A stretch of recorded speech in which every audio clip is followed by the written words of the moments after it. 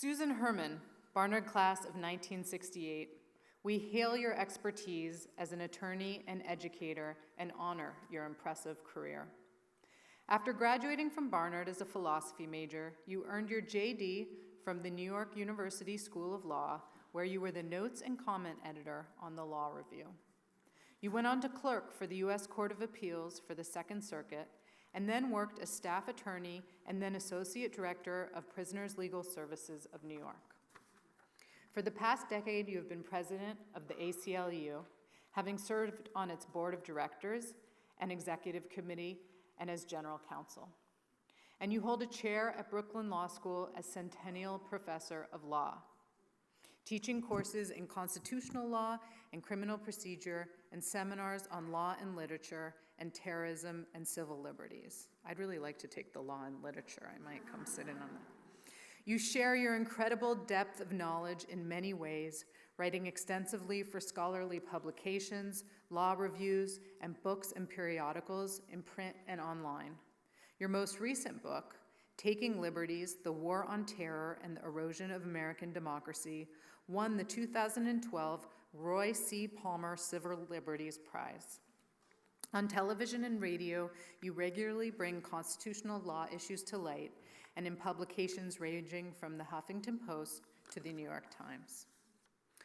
You have also been a frequent speaker at academic conferences and continuing legal education events and at law schools, colleges, universities, and even high schools across the country. And we are proud to note that you have participated in Supreme Court litigation, writing and collaborating on amicus briefs for the ACLU on a range of constitutional issues. Today is a pleasure. I'm missing the moment. Today, it is a pleasure to celebrate your milestone 50th reunion and to thank you for your contributions to the world of law by awarding you the 2018 Distinguished Alumna Award. Susan.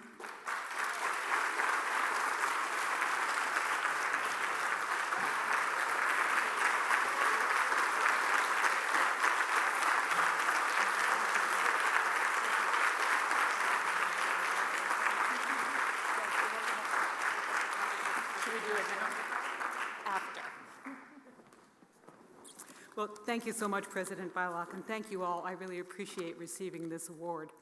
But I want to tell you, I think that the members of my class of 68, it's unbelievable that it's been 50 years since we graduated. Right? I don't think anybody would have predicted that I would become an activist because I was not, in fact, a student activist at Barnard. We were just having conversations at lunch about our experiences. Well, I too, like a number of our other people here, transferred to Barnard in my junior year, and I lived off campus. And I was just sort of slow to activism. It really wasn't until I went to law school that I really started to engage and become an activist. When I was at college, I thought I was going to go into the theater, which was quite a different direction. So when I decided that I needed to go to law school and change the world through law, I went to NYU, as you just heard, because at Columbia Law School at that time, there was only one women's room in the entire law school. And NYU that year had 40-some% women in the entering class. So it was an entirely different world. So I actually don't know as many people in my class of 68 as I would like to. I'm looking forward to the dinner to get to know you because I was kind of off campus.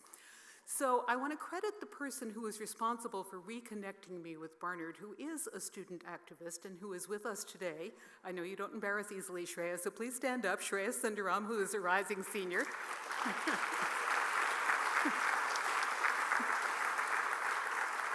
Shreya is sitting next to my husband, Paul Gangsey, who you just saw in some of those very nice photos. And let's hear it for supportive husbands, right? Marty Ginsburg, Paul Gangsey. So Shreya first invited me to speak at a women's leadership forum that she was organizing, and that went well. So then she invited me to speak at a model Congress she was organizing. You notice the theme here? Real organizer. Then the next time I saw Shreya was at a wonderful program that Barnard now has to train women in public speaking, which is where I first met President Bylock, which just a great program. And then, about 2 months ago, I was in this room because then I was invited by the Athena Pre-Law Society to do a whole interview. I gather, some of you were here, which is a great room, isn't it? So I know what people talk about is when you're the senior person, you're supposed to be the mentor and the inspiration to the following generations. Well, I am inspired by Shreya. and by the Barnard students, the many current Barnard students who I have met because of Shreya reconnecting me with Barnard. They're just really amazing women. So can we hear it for the women behind, in addition to...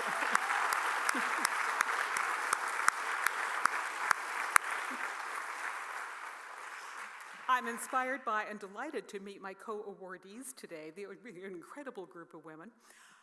I'm also inspired by the women who helped to found the ACLU in the 1920. A lot of people, I think, know that the ACLU, we're about to have our 100th anniversary, but not that many people know that because it was 1920, the same year that women got the vote, there were a lot of people who'd just been practicing on the suffrage movement. So among our founders were lawyer Crystal Eastman, who would have been the first executive director of the ACLU had she not become ill, unfortunately, social worker Jane Addams, Jeanette Rankin, who was the first woman in Congress, and needing no explanation, Helen Keller. So those were our roots in 1920. Our Women's Rights Project was founded in 1971 by, everybody know who? The notorious RBG herself. So yeah, if you've seen the film, which is just great, you'll know about that. I'm also inspired by my current colleagues who are a little bit busy right now.